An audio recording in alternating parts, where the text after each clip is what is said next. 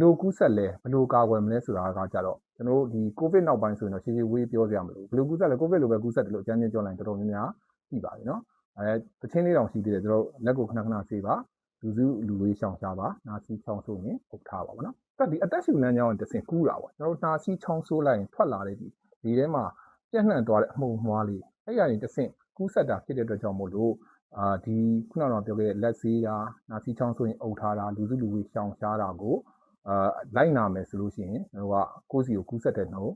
ကြော့သွားနိုင်တယ်။ဒါကြောင့်အကြမ်းပြန်ပြောပါဆိုရင်၃ချက်ပေါ့မဖြစ်အောင်ပထမဦးဆုံးတုပ်ကွေးကာကွယ်ဆေးထိုးလို့ရတယ်။နောက်တစ်ချက်ကကြတော့